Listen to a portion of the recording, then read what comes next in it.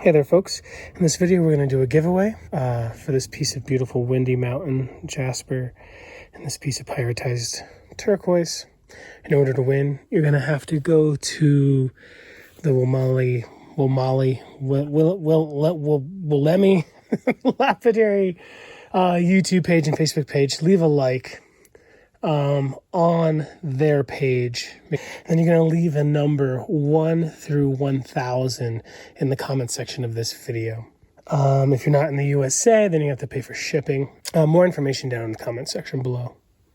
Howdy there folks, this is Lapidary Dave, and in this video I'm going to do a quick review of the Wollemi V.2.2 3D printed flat lap made in Australia. The gentleman who's making these machines is pretty passionate about it, and I really respect that. There's a lot of folks who are like, oh, the 3D printed world isn't quite there yet with Lapidary, and I can agree. They're not on par with like Covington, Highland Park, Diamond Pacific, with, you know, fabricated machines, but they're getting better all the time. When I originally made this intro, I haven't used the machine yet. And somehow I lost the intro, so I'm making it again. And I have used this machine, and I can say that it's worth every penny, and I really, really enjoy it. Mr. Wollemi, that is my unpaid opinion. If you'd like to send me one of these, I would love one of these, and I'll take it in yellow. Lapidary Dave on the bottom, or on the side. The gentleman who makes this machine has a Facebook page, I think, where he shows off most of the stuff. He also has a YouTube page. Links to all of that stuff and to contact this gentleman to buy this machine is all in the description section below. Hopefully I can get an interview with him sometime shortly, maybe like a Zoom call or something. I'd like to ask him some questions, see what his inspiration was, and just a cool video like that. But yeah, in one of the videos, he shows off that this machine was running on a Makita battery, I think, which is totally awesome.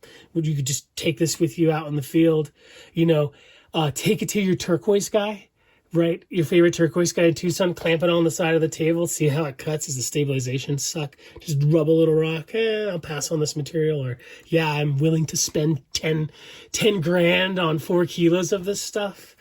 Yeah, I love the fact that this is able to be run on a battery. I don't know if he sells attachments for it. In the little video that I saw, I don't think he was advertising that you could buy that. But Mr. Wollemi, if I can get one of these, I would like it if you could set it up maybe with some like easy clips to where I can totally use the Makita battery. I think people would love to see that. Yeah, my biggest thing about this machine was, is it going to have enough torque? You know, am I going to be able to, am I going to just have to let it coast on top of the machine and let the wheels do the cutting, which is kind of the way you should be cutting anyway. But, yeah, I was pleasantly surprised that I did everything I wanted to do. The cabbing was very, very easy. And I played with a septaria nodule, which is soft. So it's gummy and it creates a lot of, you know, it really bogs down the machine. But it did what I wanted to do. You know, definitely this is a machine that you're going to want to trim stones first, get them to roughly the shape you want, and then do the work. Back in the day when I didn't have a saw, I would take, you know, a chunk of stone and get it to the right thickness and get it to the shape and stuff. Well, this machine is awesome, but it's not a miracle worker. So definitely help the machine that's helping you. Get it trimmed up to size and whatnot before you dop it and start working it, and you're going to have better results. Probably the most labor-intensive thing that I did on this machine was just flat lap turquoise. Since it is a relatively soft stone, it's kind of gummy for the diamond, and it created a lot of drag, but I never once completely stopped the motor. It moves. It's totally awesome. It's super simple, but it can move, you know, from flat to vertical, whatever you'd like. I like it kind of in between, but it's super cool because when I get one of these, I want it on the side of my bench here. moving it out of my way for when I'm using wheels and using my polishing pads. And then when I want things flat, just bust that monkey out like that. Boom. Bada bing, bada boom. Yeah, it comes with a few accessories. So with machines I'm shipping now, I'm also including a prototype of a cutting disc holder, which you can kind of see here. Now, it's not perfect by any means, it's a work in progress, and I'm not charging for it, I'm just providing it to people who are buying machines, so it'll arrive in the box. And then if you want to have a play with it, you can give me feedback, and that would be amazing, and potentially you can cut stones with the same machine. It's designed so that the dripper can drip directly onto the disc just by rotating it to find where the droplets fall. It does come with a European plug, but you can buy the adapters at Walmart. That's not a big deal. This clamp here is also 3D printed, and it works, but as you can see, I can move this a little bit. If this is gonna be your main squeeze, put it on the best table possible. Get it nice and tight. You know, if it's gonna stay in one spot, make sure you set it up like that. This was just super loose for the video. Yeah, it comes with an adapter to put on different types of attachments. You could put on a saw blade or this buff, which I show off in the video. It's really cool. The watering system is a trip. It's like a sealed Coca-Cola bottle. A little, was that 16 ounce, 20 ounces? Oh, I'm happy it's cherry Coke. I was like, do you guys remember the what was it, the fantasy flavored Coke? It's so weird. Yeah, 20 ounces. Sealed. It has a bubbler right here, which lets lets it breathe.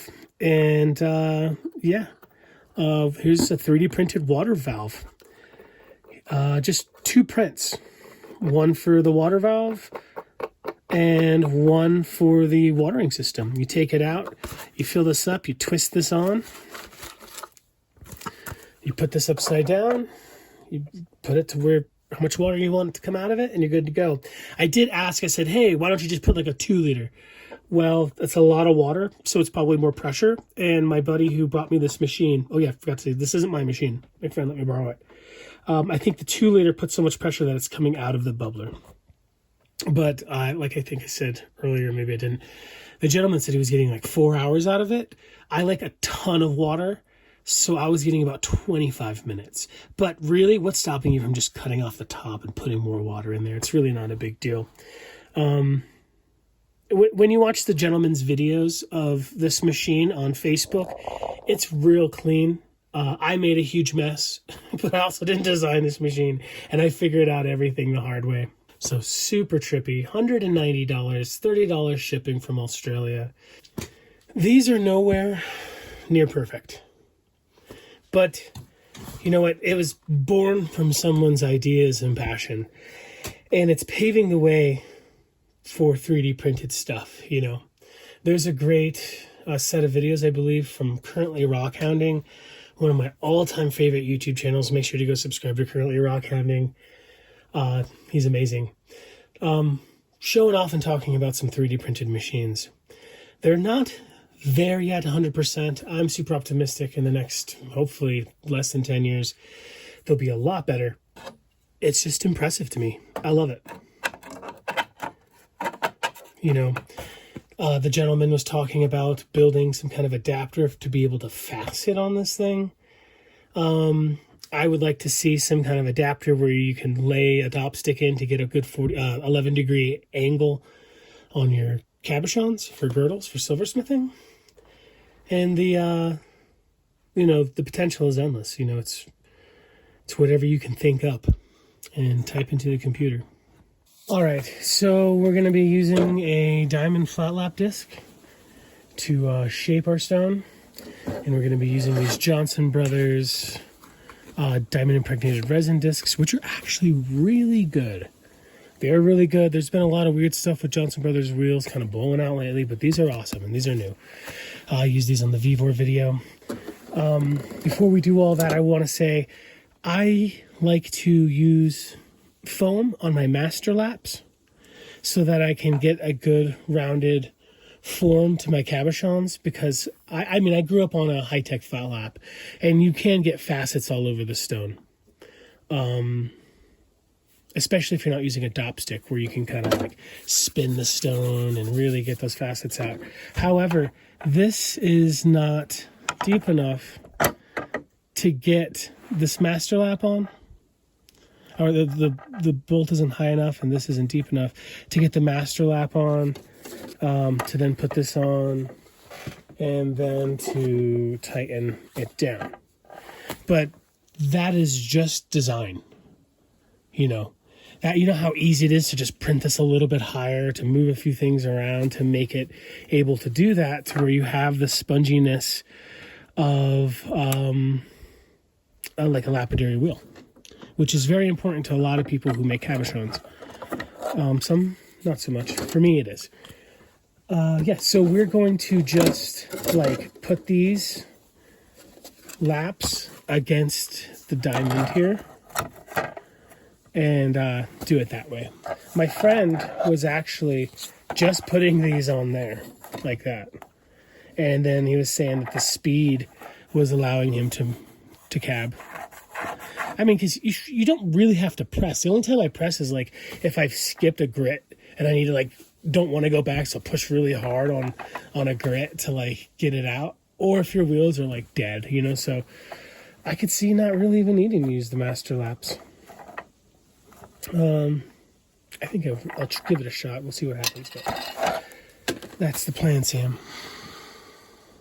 Oh yeah, and I don't have the hose for the watering thingy, so I'm gonna actually work this sideways so that this drips down into like a bucket or something.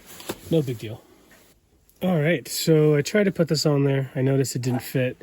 My friend was using this, which fits that hole a little bit better. I was a little disappointed. I'm like, well, he can always just print smaller ones spaced out for smaller arbor holes on flat laps.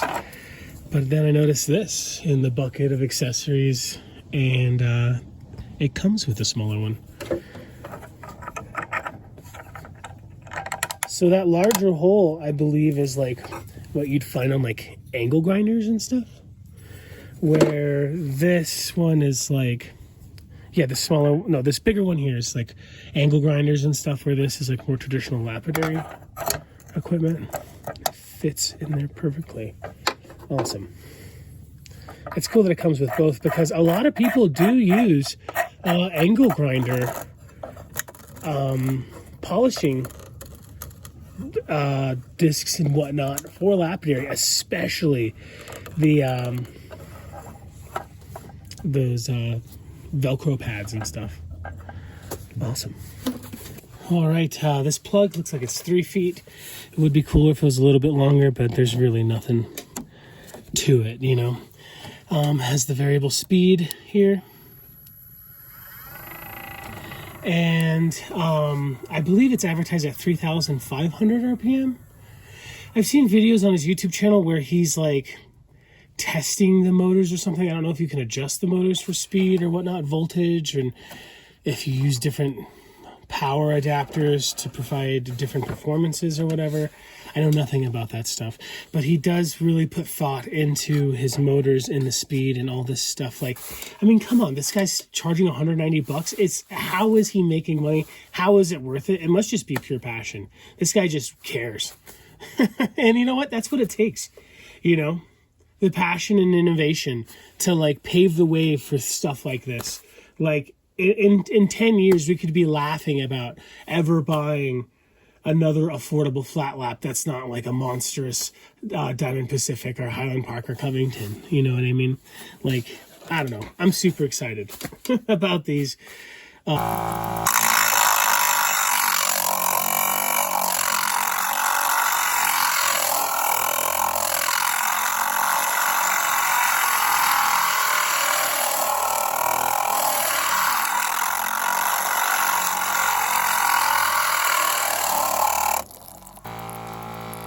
Septarian, super soft stone. All right, let's rub this piece of Marcus stone and some of agate from Indonesia.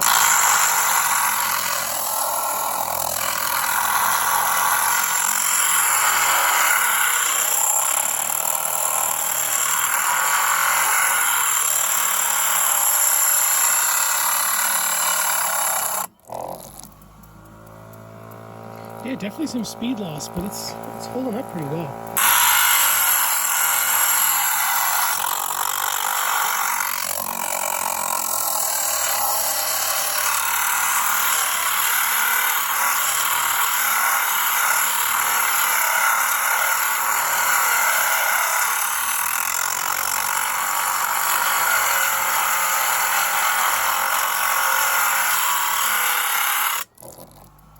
Yeah, it's chunking away. Now, you know, take care of the machines that take care of you, right? Like, trim up your piece before you take it to the slab. Don't take a rock and expect to shape it all the way down to a cabochon. All right, the water attachment comes right off. We fill up the water bottle.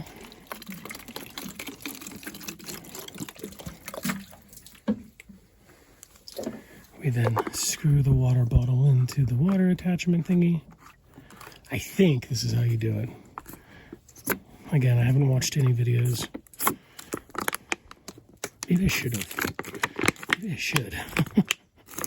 And then if it's locked, we should have it locked down. It shouldn't be dripping all over the place. And put it right in.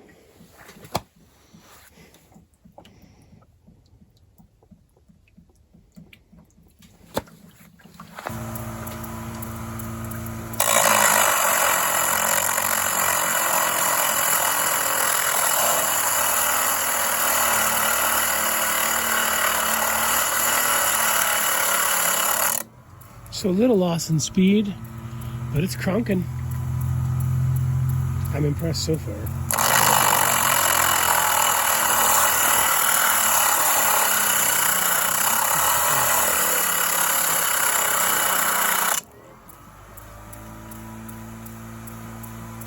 This is just a septarian nodule, really, really soft material. We're here to make cabochons, man. We're here to theoretically spend money to make money, you know? So let's, get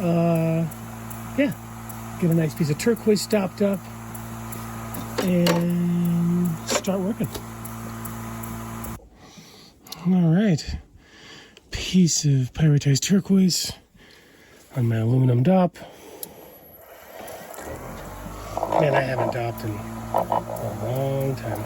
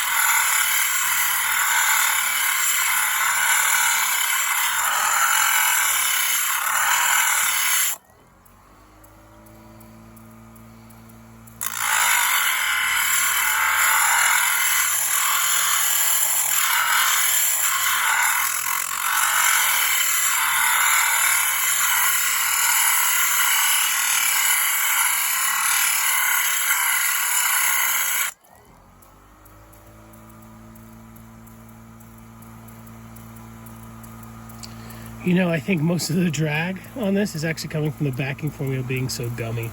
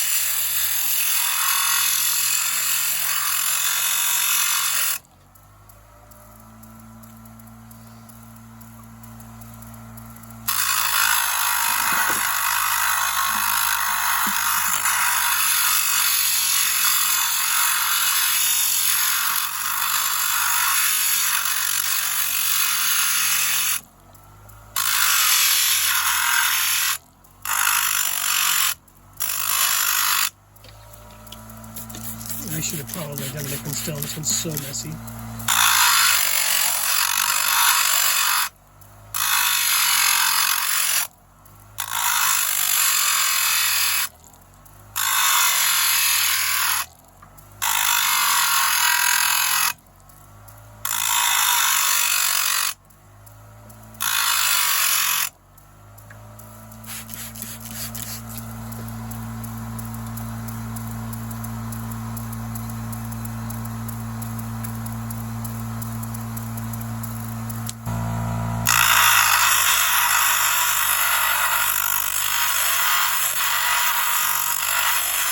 Really, dopping is the way to go on flat laps.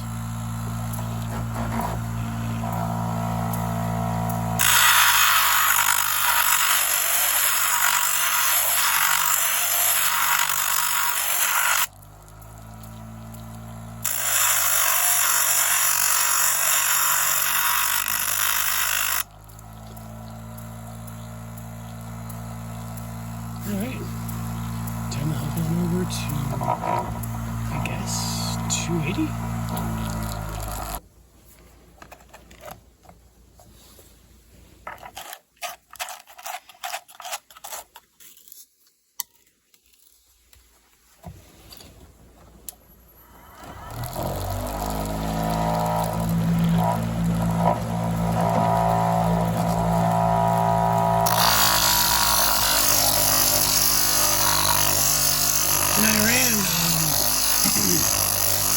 In Iran, they usually work on flat laps by hand, and they get such precision on those ovals. They're the kings of ovals. With the rounded bottom.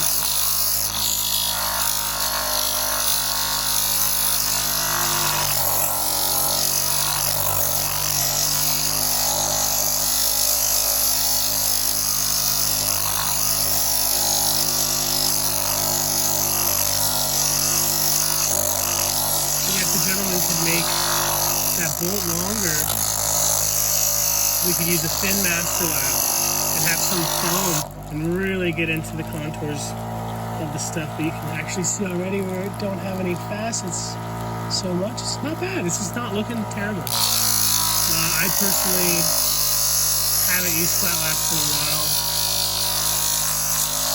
For cabbing, I did that one little Vivo video. Is a lot less drag when you're not using that 60 grit.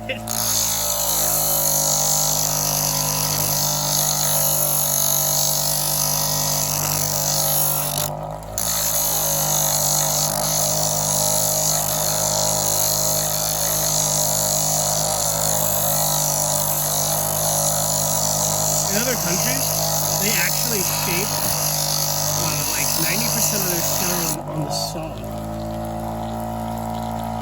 Yeah, I would say we are damn near ready for the next wheel.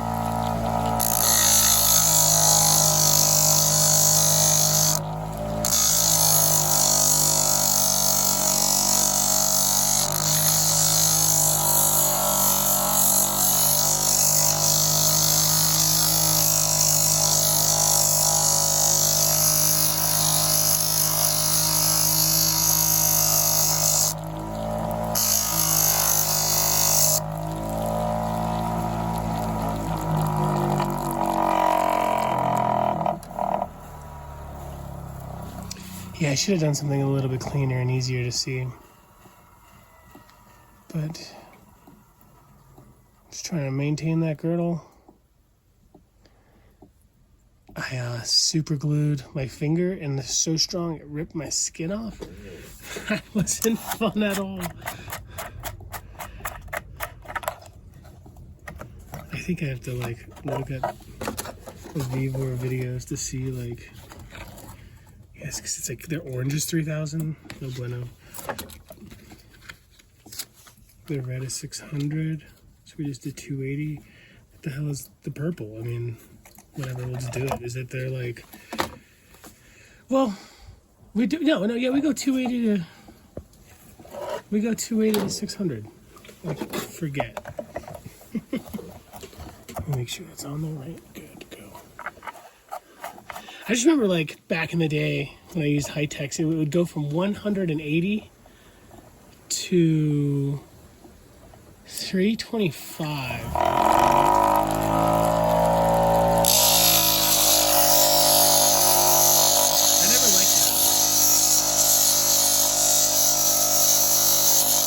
Customer service for High-Tech and CAD.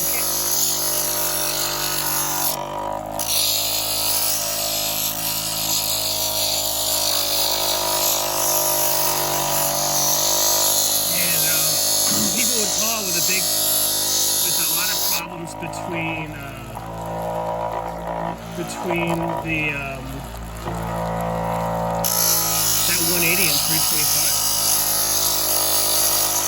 So I tell them, hey, don't just buy a 120 CAD if they didn't have the money, because they were disappointed because it was called all you need. I called it the mostly all you need.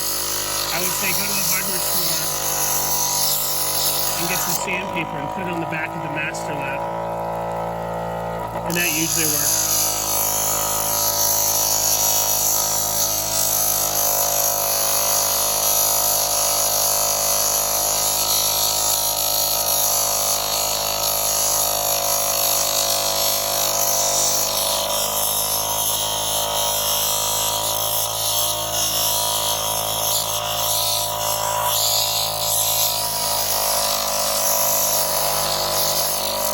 The dock was bigger, you could go like this. I see Adam Sawicki do that with Opals a lot on flat lap. But this top was already hurt me. Remove skin. Where is it going?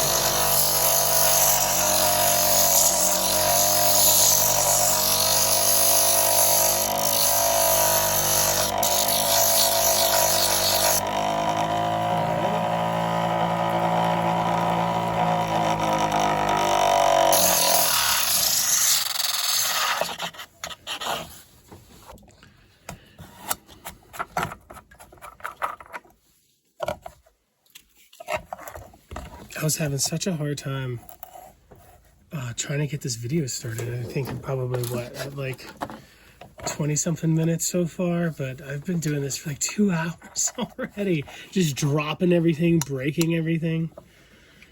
You better like the video. You better like it. You better be subscribed. I hope you enjoy.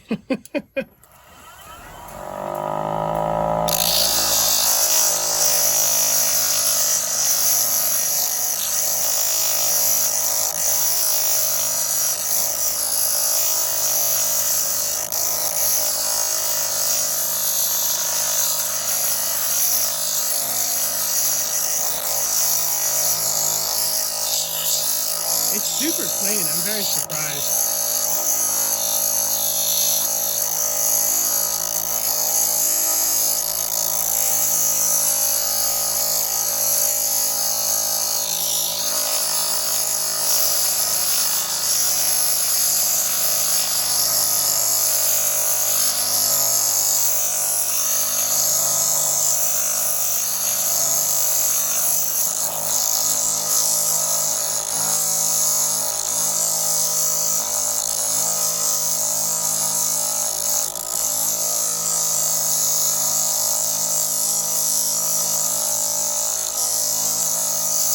It'd be really easy for a gentleman to create like some kind of attachment where the dop can go on there to get perfect 11-degree girdles.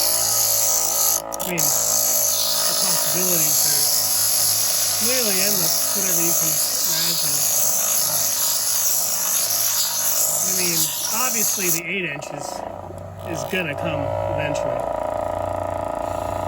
Alright, we are actually already done to where I don't have to do 3,000, but I'm gonna do 3,000 because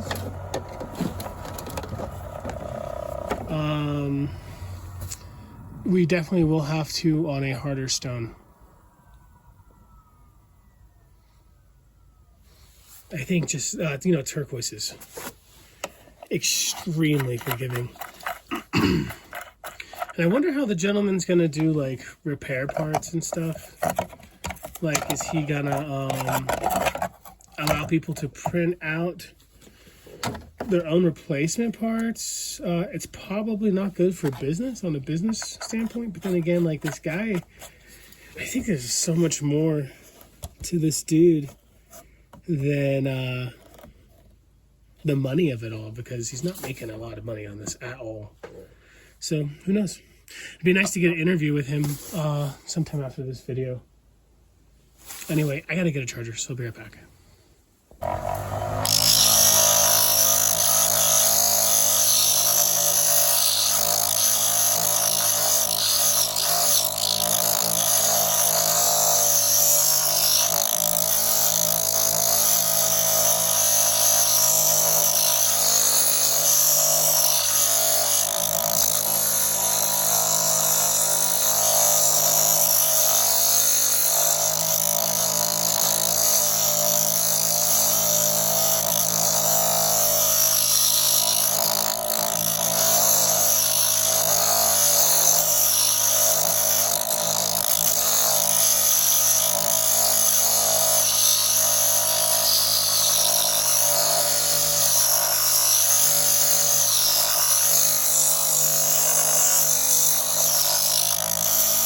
If you're wondering why it looks wobbly, it's the disc, well, the pad, the 3000 grit Johnson brother. It's not the machine or even the diamond underneath it.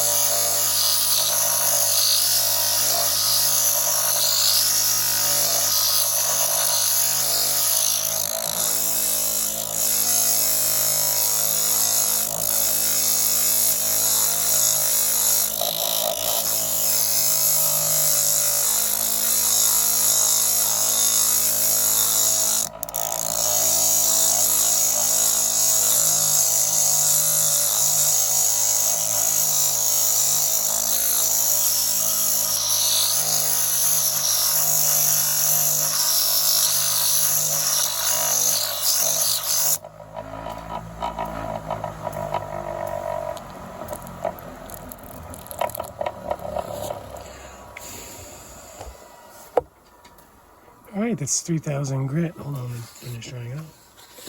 3000 grit dry. Let's buff it up and make it a bit of a better pro polish, you know. All right, I was gonna do my final polishing with Zam on my buffer, but I found this. And there's definitely more than enough room to put this on there. So let's try to do our final polishing on the flat lap here. I'm going to take this off.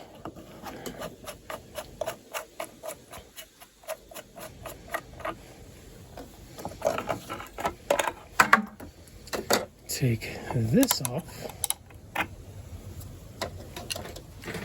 I'm going to have to drill this out really quick to fit it on this bolt. Get the top of it on there, put it on there, all the fun things. I'll be right back. All right, the plan was to get this thin guy all the way through, put the thing on top of it. It's nice and snug as is. I definitely think it's gonna work just fine.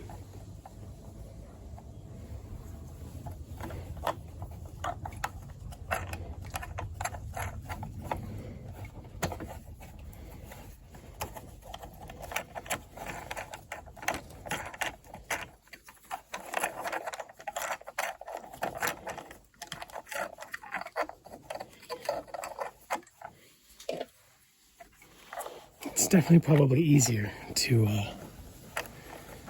put on the attachment, then put on the pad or whatever you're putting on there, saw blade, whatnot.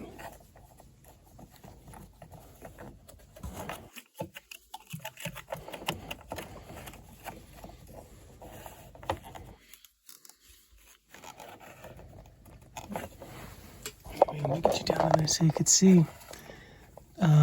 goes on there like a little Lego, and then that tightens it up.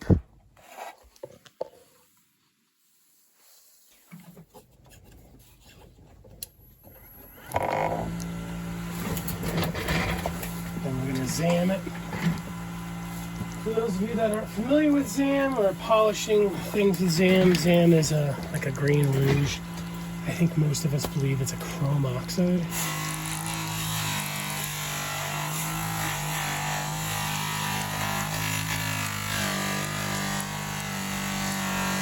In a video that the gentleman who makes this machine put out, he used like a carpet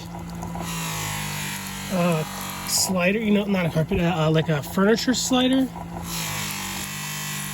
foot, which is felt, you know, on this. This being raised up above the machine is actually keeping it from being able to take more torque, like just the physics of it.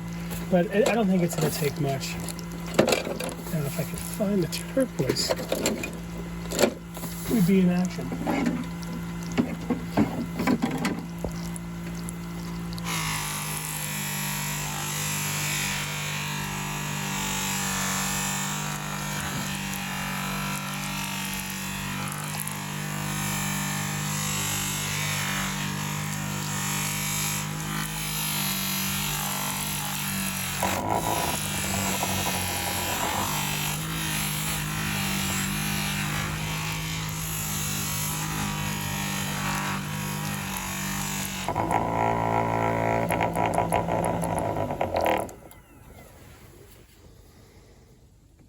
Oh yeah.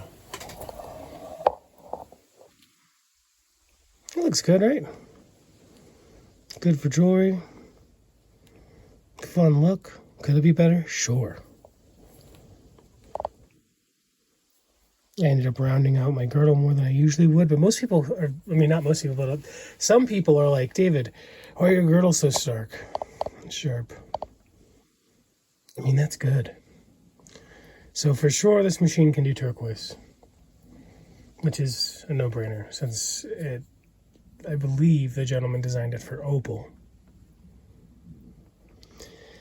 Now the real test is something harder. We're going to do a piece of Windy Mountain Jasper. Pink stuff that I got from Jeffrey Hill. I'm going to put it on a dop, of course. We're going to take it all the way to 3000. The solution for the polishing pad on this was pretty easy, but I usually polish agates and jaspers with like cerium or tin. And I don't have a pad, like a felt or something I could put on this. But you can buy felt pads just like these diamond impregnated discs. So it can be done. And the final polish is actually the least amount of work. All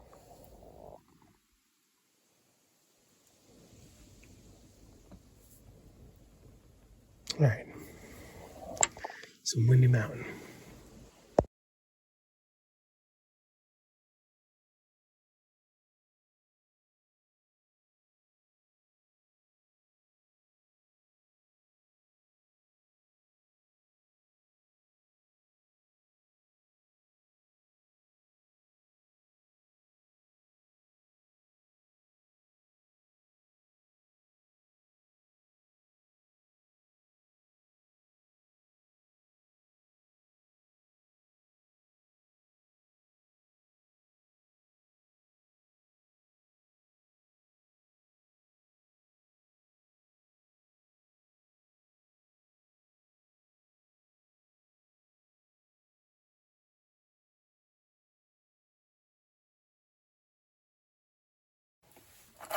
All right, so now we're going to do Windy Mountain Jasper. Windy Mountain Jasper is a jasper from Arizona. No. No, it's not. It's from Nevada. And it is super hard. like absolutely a porcelain jasper. I got this from Jeffrey Hill as a gift. It looks totally awesome. Beautiful pink. It kind of looks like conch shell or something cut, you know, beautiful pink shell. But it's not, it's super hard. Yeah, not difficult to shine. Not difficult to polish, but difficult to get to where you can polish it. Like the pre-polish is rough because of how hard it is. Comes with really cool patterns and stuff. Check out Silver Hill Lapidary if anyone's interested in that kind of hard material. Definitely would nap very well. But yeah, I got a pretty boring piece here. Got a little bit of pattern in it, but this is a great test of if it can do things that are not just turquoise and opals. Not the most interesting variation of the material, but it's a good piece to test how well it can do things that are not just turquoise and opal.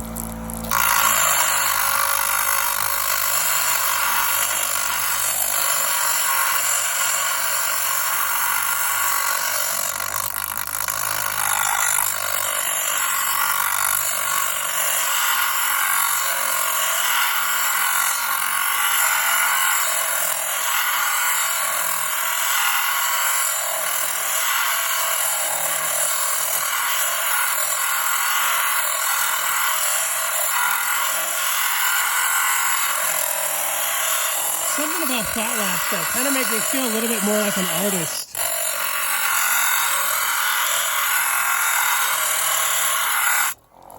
I like flat laps.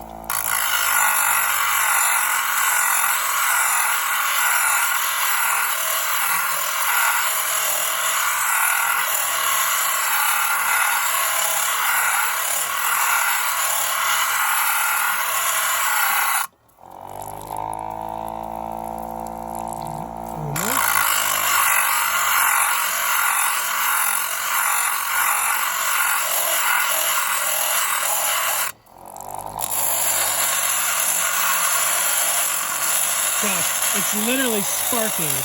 I don't think you guys can see. I can see like underneath the stone, and it's totally sparking. It's so hard.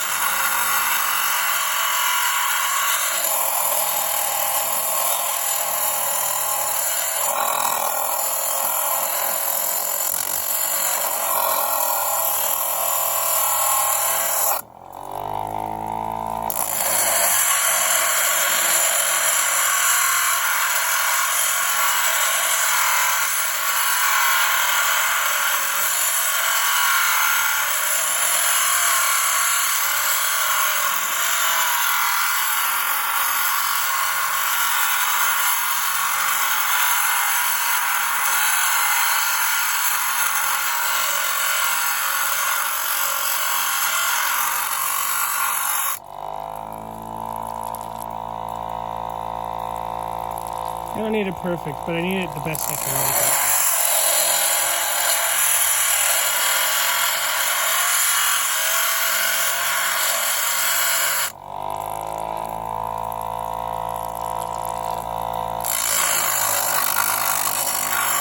Alright, so what I'm actually going to do is I have this rando angle grinder disc here with the wider thing, but it's a lot finer. I'm going to make this be like my 220 after my 80 and do some more shaping before the pre-polishing, since this stuff is just so hard. That means I gotta take off this little adapter. Ugh. I have a feeling one day I'm just gonna pull it off and this is just gonna delaminate, because 3D printed stuff on certain angles are not very hard, you know? I mean, not very strong. Like, they definitely have a grain. But, again, I don't know how it works. Maybe the guy totally lets you 3D print out certain parts. And, you know, you don't have to worry, like, oh, but I don't want to spend $1,000 on a 3D printer. 3D printers don't cost $1,000. You can get a 3D printer for $60 that can make most of this stuff. Like the water thing up here, these little screws, those adapters there. Totally easy to make. And a lot of maker spaces and libraries. Even libraries are starting to have 3D printers now, which is super cool. It's only a matter of time until we're like paying for the intellectual property, the IP of like Jordans and Nike, and we're just printing out shoes at our house with high quality ingredients, I'm gonna actually reduce the angle a little bit. Oh no, maybe I have to increase the angle. Yeah, to get that water on there good.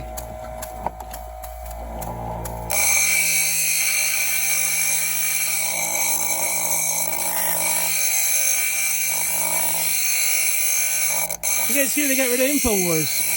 That sucks. I love Alex Jones. I had such a good Alex Jones impersonation. I didn't really care for his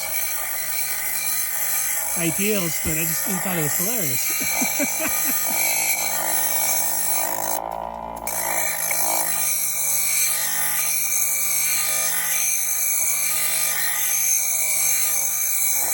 Yeah, this feels like a 220, maybe even a little bit rougher, like a 180,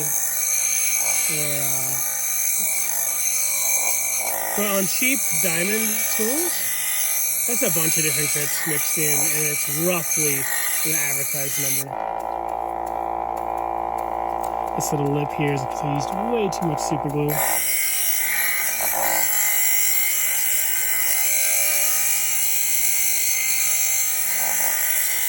Yeah, this is going to be so easy.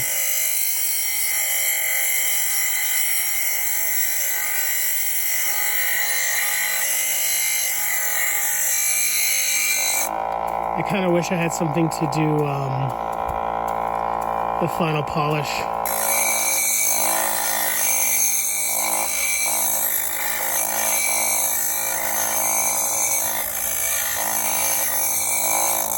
With even some felt I could just super glue to the sides, or even some carpet or something. I don't, but I think you guys understand. And we are out of water. Water schmotter. I ain't afraid of no ghosts.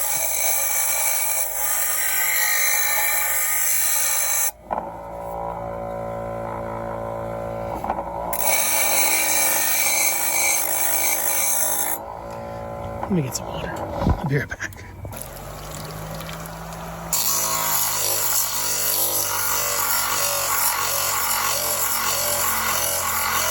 Looking over the stone, I definitely saw some super deep scratches down the middle that I didn't get with that second hard wheel.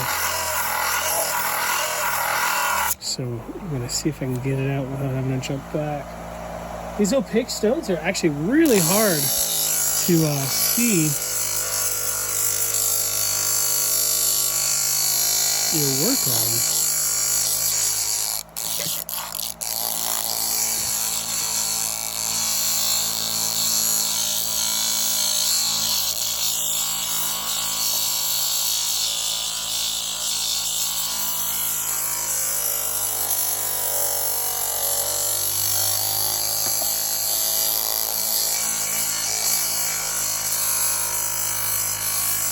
I love this watering system.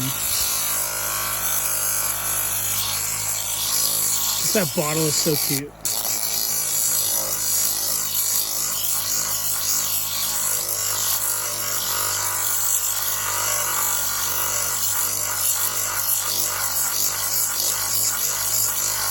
When I do these jump cuts, I'm not working in between.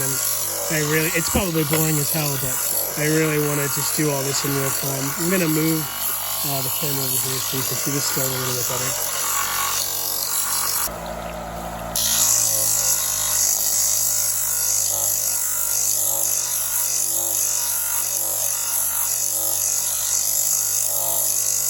Just like traditional lapidary wheels, like the wheel wheels, this is the longest, most labor-intensive diamond resin wheel because it's got the biggest job of removing those hard wheel scratches.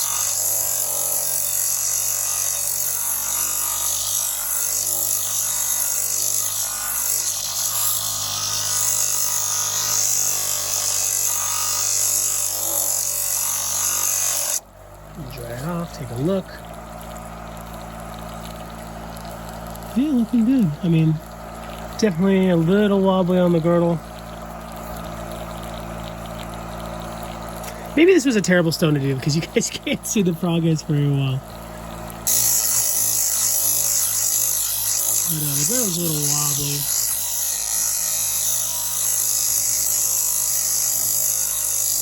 The scratches are gone.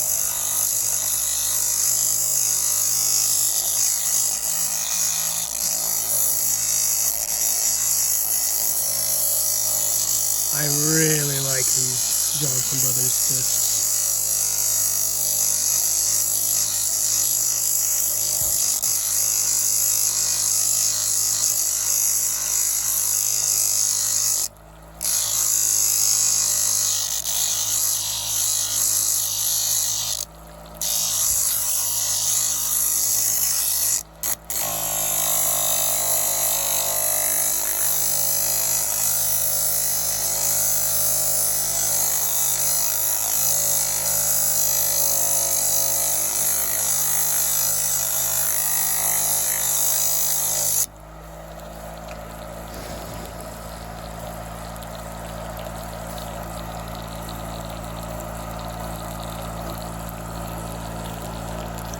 I think we're ready for the 600. Let's do it. Just feeling it. A little bit of a ridge right there. The fastest are the hardest part. If this was padded, we would definitely be done. It just contours to the roundness and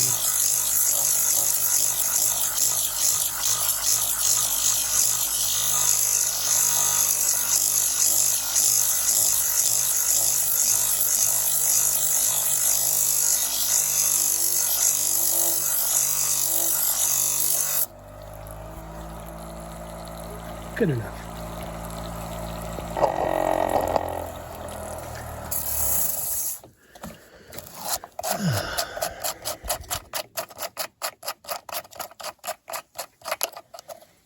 If Lynn was here, I would ask her for some rawhide and put it on the back of that diamond disc for the final polish, but it probably should be felt because you also do kind of want a bit of cushion on that too to dig in to the stone. Again, a lot of people do make cabs on these flats without pads underneath it. Some people take a long dab and they spin it. But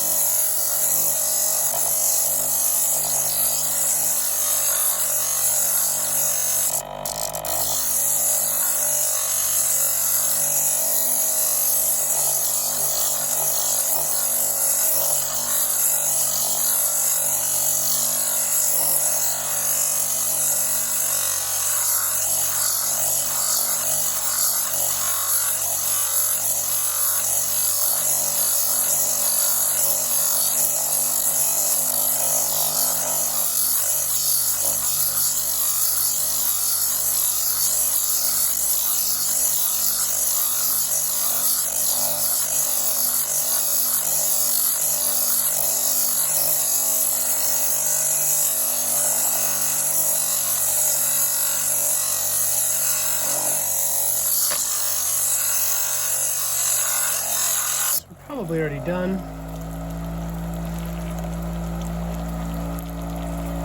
Already glossy, dry-ish.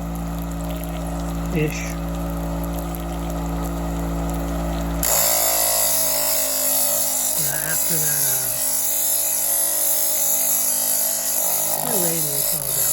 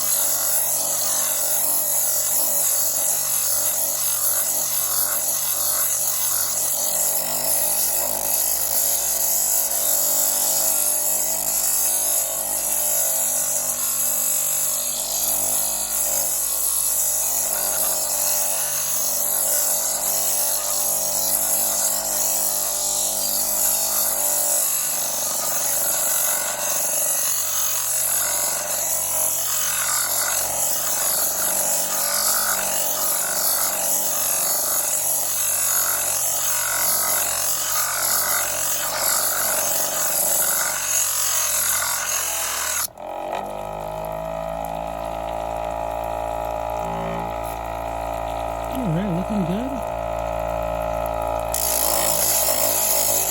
going to go on the top of my girdle and switch over to 1200. Now, a lot of people might be like, oh, I gotta switch this on every stone.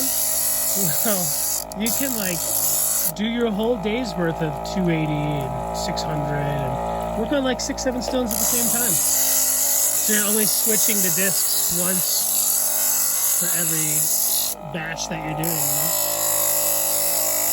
Like, there's no way I could do one stone from 80 grit to 3000 and polish when I'm cutting like 100 stones in a day. Even with turquoise, it would just take too long. Production cutting is definitely an art and a process.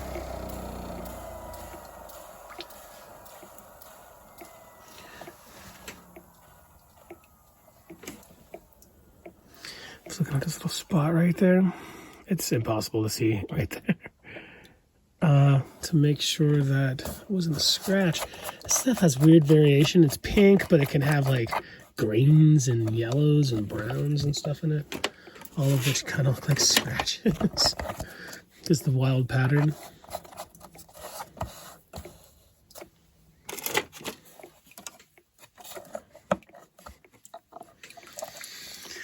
Oh, yeah.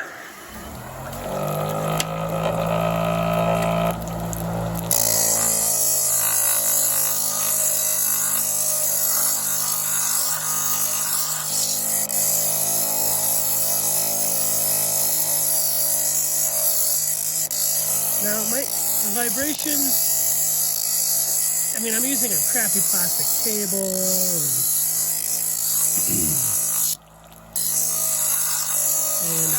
it's clamped onto the corner of it, but for what you're hearing, since it's the loudest thing that you probably hear, it's not loud at all. It is way quieter than sawing. It's probably about as loud as my Cab King being on without cutting.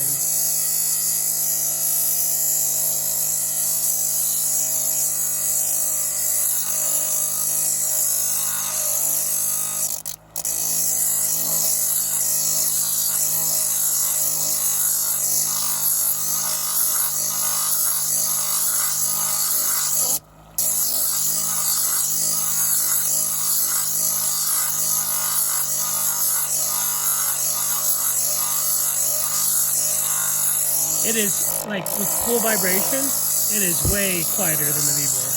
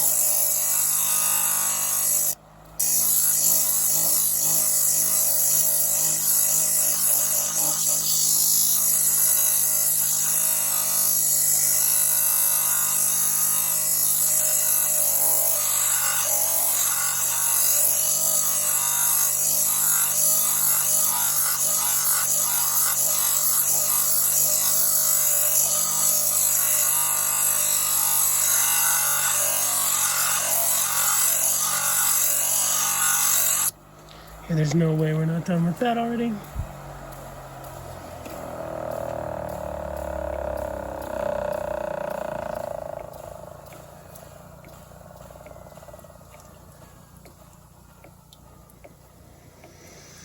Taking a look with my naked eye here. Yeah, that brown piece of, well, the brown variation of material keeps making me think it's like a scratch or something, but definitely a few facets on there, but that's why you need the pad. And I think there is enough nut on here probably to take like, I mean, like, look how thin this foam is. It's pretty thin. To put on like the back of a flat piece of metal like this to make a master lap where the discs are interchangeable, but it uses one piece of foam on a piece of metal like that, you know? But I think this is just the proof of concept, and I think just like review, you know, would I buy it? Could I recommend it to my friends who were on a budget? You know, that's where this machine really has a place in the scene, right? Like, yeah, if you can afford, you know, an 8-inch all you need with foamed master laps with 7 extra master laps with foam, because you kind of do want one set of hard laps and one set of foam, because like when you're doing flat specimens, you don't want those curved corners sometimes, like geodes, for instance. Yeah, go ahead, get the 8-inch all you need.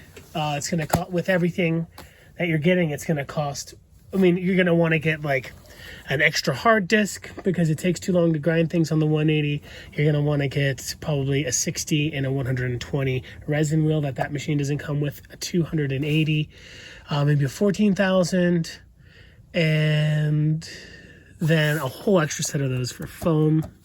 Anyway, yeah, if you can afford those stuff, yeah, get it. I mean, if you can afford a Genie, a Cab King, yeah, get it.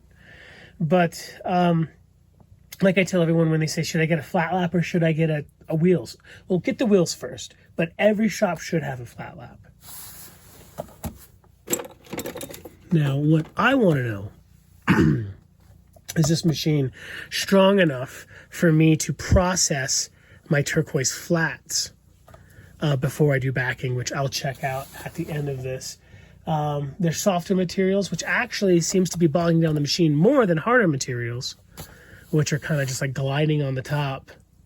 I don't flatten all my turquoise perfectly flat before I back it, just the outsides flat, because the backing usually fills in whatever voids. But anyway, this is 3000 grit. We are almost done with this piece here. And I think I've been using too much water because I'm out of water, so I got to get some more water. Dang it. All right, got some more juice. Let's rock and roll.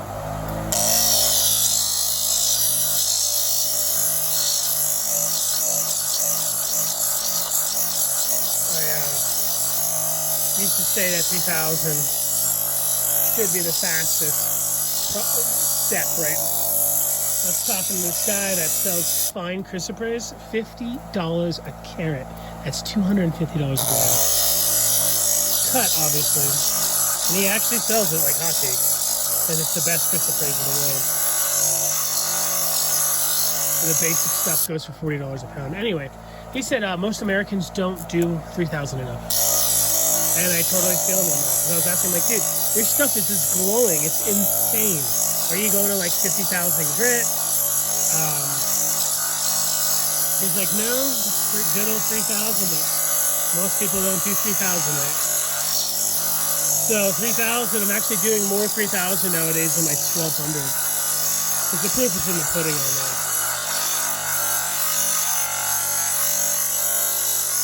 If any of you guys ever watched me in the video with Don on Cabochons, we talk about 14,000 grit wheels after 1,200. That was a thing that people did back in the day.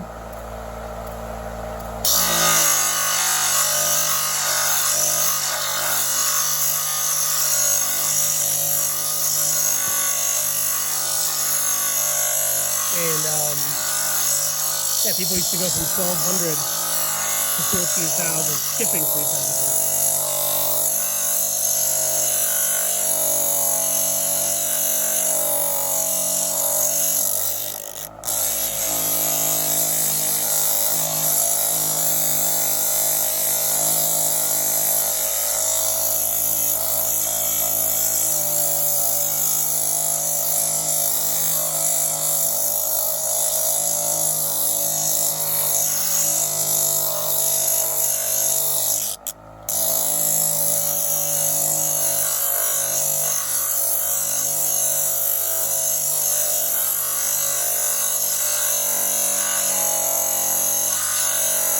I'm digging in pretty hard right now.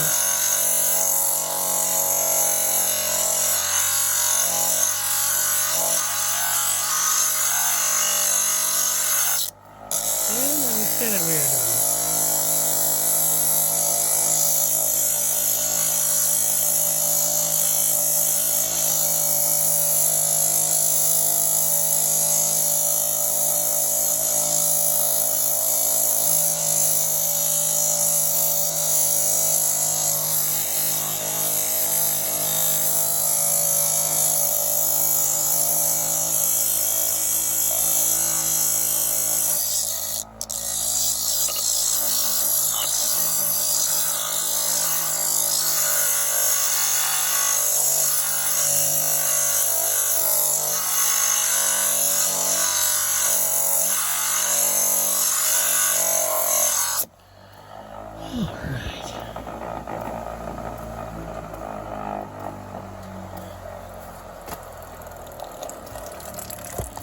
All right.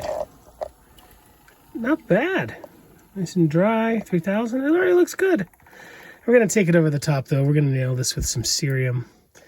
I'm going to do it on this Cab King here because that's what pad I have on, but oh, it's all ripped up. If Lynn was here, I would totally grab a like a piece of rawhide and rig something for you folks, but you guys get it. Yeah, I dig it. I just pull this thing up like this, get it right out of the way of my cabbing machine. Really sweet. Nothing fancy, cerium oxide.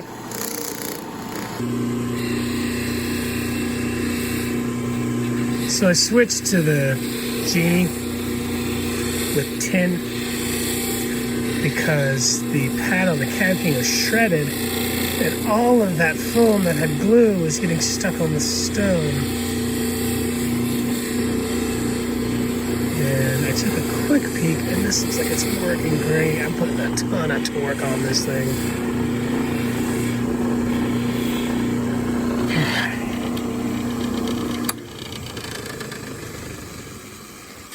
Let's get this dried out. Oh yeah, liquid.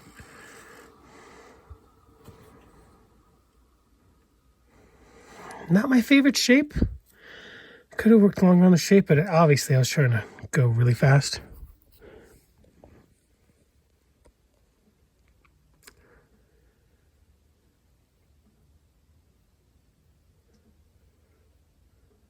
What a beautiful stone.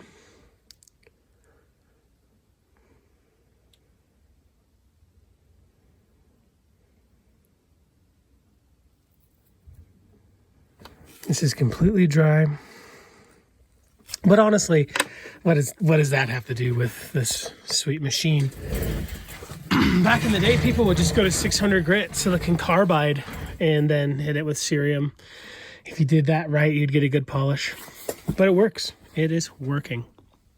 I'm super impressed.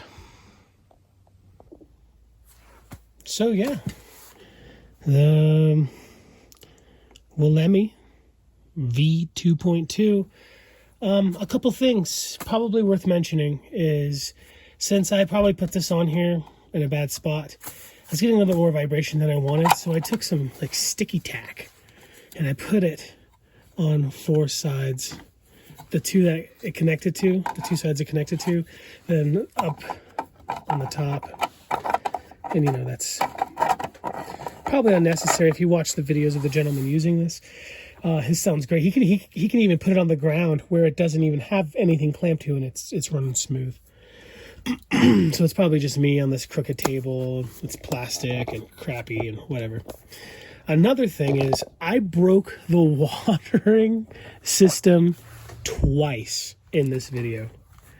I go like this to take off the bottle. My thumb just cleaved off this little watering stem. You see the lines going left to right? That's the grain of the 3D print. And so just going like this and not paying attention, just boom, snapped it off twice. And it's actually probably causing a little bit of a leak. Got glue stuck in there, blah, blah, blah. But all of that's irrelevant. This is obviously one piece. This is probably, its own print. But, I mean, it's nothing.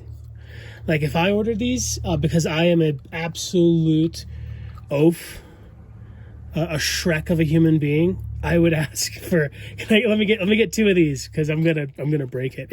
If the gentleman's not putting the stuff to be printed out yourself. But I do love that. I love the water bottle thing. The burp thing is necessary since you're probably using an enclosed water thing, but you could probably get rid of this altogether if you just cut the top of the water off, right? Anyway, but yeah, broke that twice. I'm sorry, my friend who let me borrow this. I'm so sorry. We'll reach out to you. I'll get you another one of these. But it's still kicking. I did the whole video with it repaired. And that's it. Yeah. Since it's 3D printed, any kind of upgrades are extremely easy. One thing I would love to see is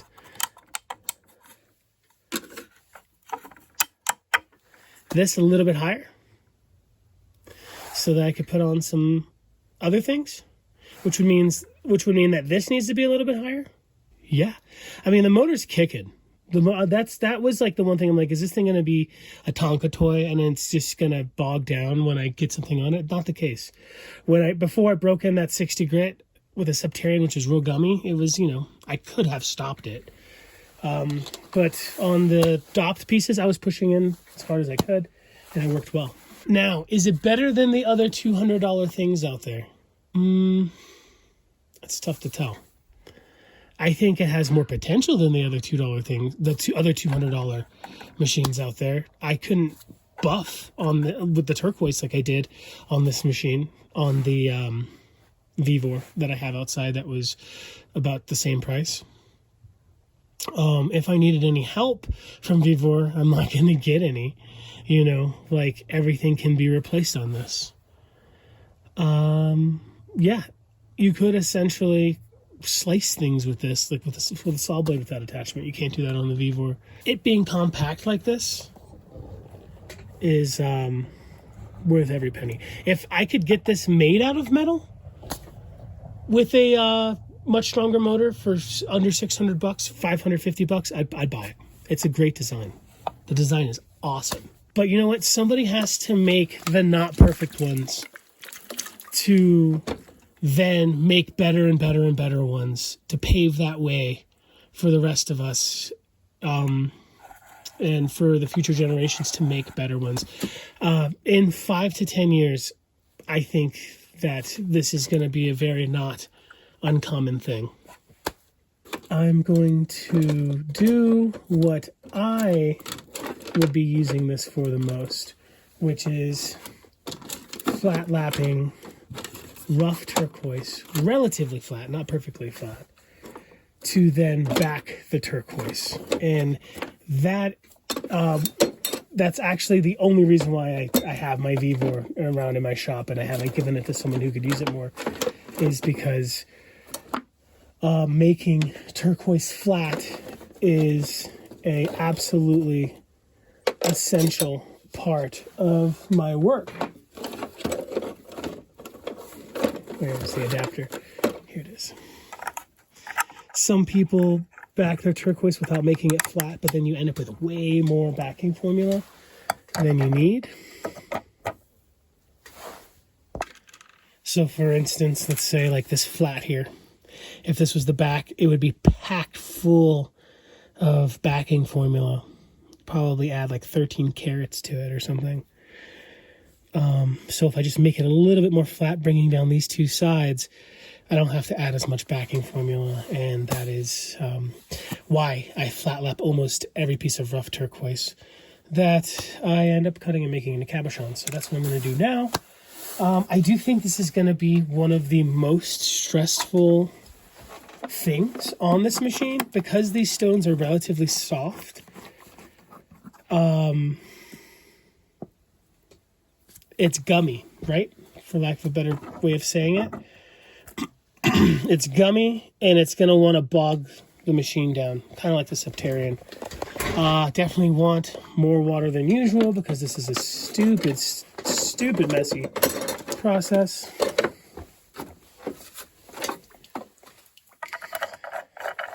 But we're going to do it.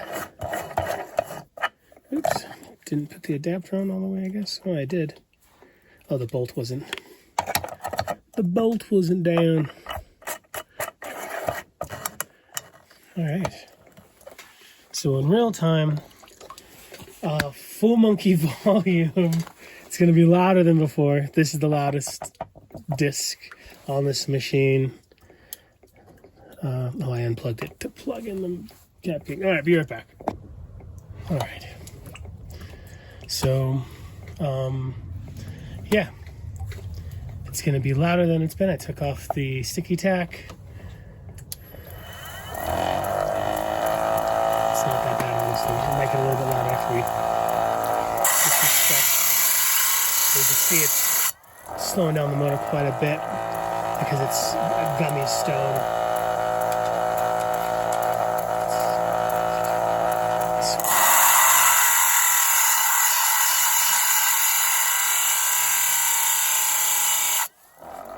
But it's doing the job. So I just get the outsides flat. I don't mind filling in a little spot, but I don't want to pack it full. Sometimes I work out a lot of chert on my pieces.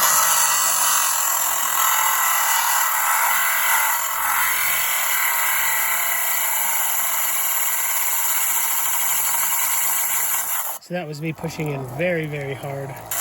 Almost completely stopped it, but we didn't.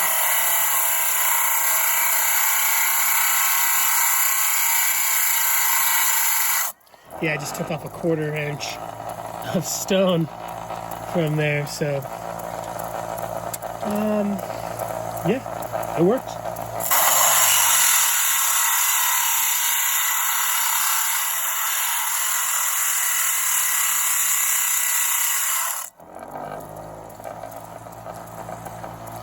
It's flat on all the sides there.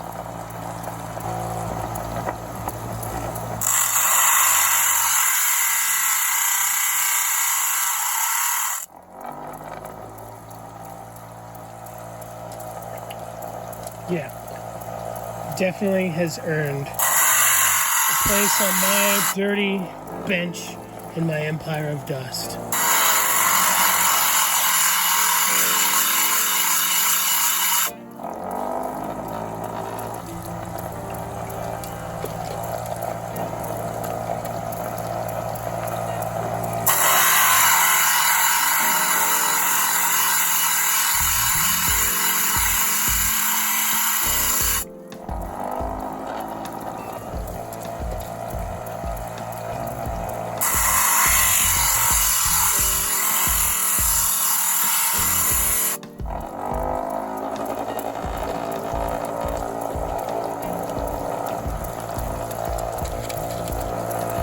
Big boy.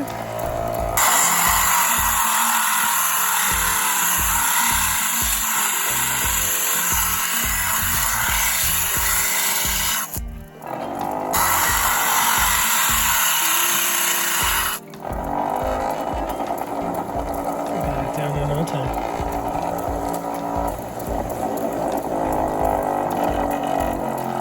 Anyway, folks. Wollemi V.2.2. I dig it. I'd love one. Mr. Wollemi Mans. I would love one of these, please. Send it to me. I love it. Dig it. I really want it to be set up with where I could use like the batteries and Makita batteries and stuff. It's the future, man. It's affordable, gets you into the hobby, gets you cutting, getting you happy, actually gets you making money to be able to afford better things. Anyway, I hope you guys enjoyed this video. If you made it to the end of the video, yeah, you are a real one, and we are giving away the turquoise and the